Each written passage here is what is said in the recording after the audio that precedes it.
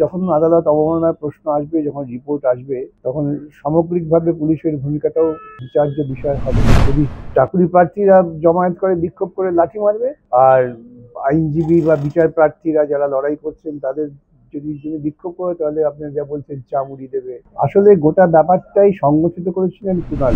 ইতিপূর্বে আমার বাড়িতে তারা এই লোকেদেরই পাঠিয়েছিলেন, বছর খানেক আগে হয়তো সেটাও পাঠিয়েছিলেন কুণাল ঘোষ। এখন কুণাল বাবুরা আইনের অঙ্গনে যুক্তি তর্ক দিয়ে খুবটা সুবিধে করতে পারছেন না, তাহলে এখন কি রাস্তা থেকে, যার যুক্তি থাকে না সে কি করে, সে গুন্ডামি করে। আদালতে আবেদন করা হয়েছিল, আদালত স্বতঃপ্রণোদিত হয়ে আদালত অবমাননার মামলা রুজু করেছিলেন এবং আজকে সেখানে আদেশ দেওয়া হয়েছে।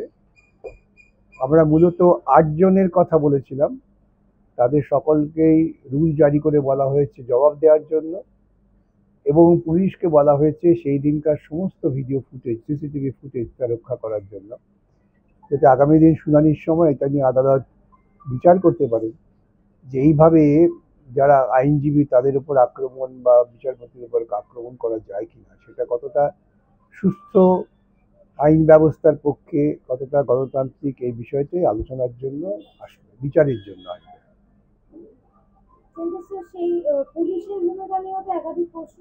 সবটাই আসবে, যখন আদালত অবমাননার প্রশ্ন আসবে, যখন রিপোর্ট আসবে, তখন সামগ্রিকভাবে পুলিশের ভূমিকাটাও বিচার্য বিষয় হবে।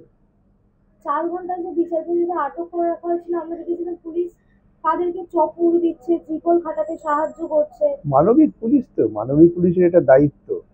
যদি চাকরি প্রার্থীরা জমায়েত করে বিক্ষোভ করে লাঠি মারবে, আর আইনজীবী বা বিচার প্রার্থীরা যারা লড়াই করছেন তাদের যদি বিক্ষোভ করে, তাহলে আপনারা যা বলছেন চামুড়ি দেবে, চপ দেবে। চপ শিল্পের একটা প্রচারতা হবে এইভাবে। কিন্তু তার পরের দিনই তো কালীঘাট অভিযানে আমরা দেখেছিলাম চাকরি প্রার্থীদের মেরে প্রিজন ভ্যানে তোলা হচ্ছে। ঠিকই তো, সেটা ছিল তো দিদির বিরুদ্ধে, আর সেদিনকে জমায়েত ছিল আমাদের বিরুদ্ধে।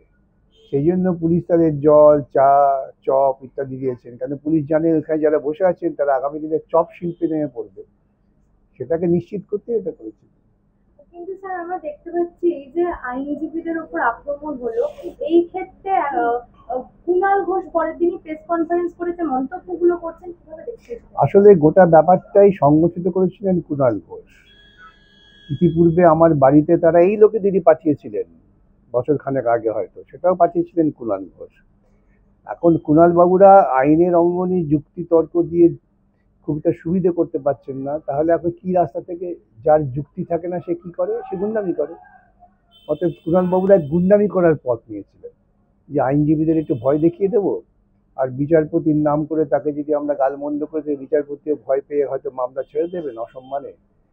ওরা এই সুযোগটাই খুঁজছিল। কিন্তু যাই হোক, এখন বিচার হবে, যেহেতু বিচারের দিন আমি আর বিশেষ কিছু বলবো না। একেবারে সরাসরি প্রশ্ন করবো, এই যারা না বুঝে আপনাদের উপর আক্রমণটা করলো, তারা কি সত্যি শিক্ষক হওয়ার যোগ্য? কারণ আইনি লড়াই থেকে সরে এসে এরূপ করাটা, এই প্রশ্নটাই তো সাধারণ সভ্য সমাজে শিক্ষিত মানুষের মধ্যে আসা উচিত। যারা এই কাজটা করলেন, যে সমস্ত শব্দ তারা ব্যবহার করেছেন, যে আচরণ করেছেন, তারা পুরনো জুতো ভাড়া করে নিয়ে এসছেন বা কিনে নিয়ে এসছিলেন, জলের বোতল ইত্যাদি তারা ছড়াছড়ি করেছেন, এবং কাদের বিরুদ্ধে করেছেন? প্রশাসনের বিরুদ্ধে না, আইনজীবীদের বিরুদ্ধে। কেন তারা আইনই সওয়াল করছেন? ওদের বক্তব্য ওরা যোগ্য, ওরা সব ঠিক আছে, তাদের এই বিষয় নিয়ে প্রশ্ন কেন করবে, এইটাই হচ্ছে ওদের বক্তব্য। এটা ওদের আমি তো পরিষ্কার বলতে পারি যে রাজ্য সরকার এবং মমতা বন্দ্যোপাধ্যায়ের দলের লোকেদের অনুপ্রেরণাতেই এটা হয়েছে।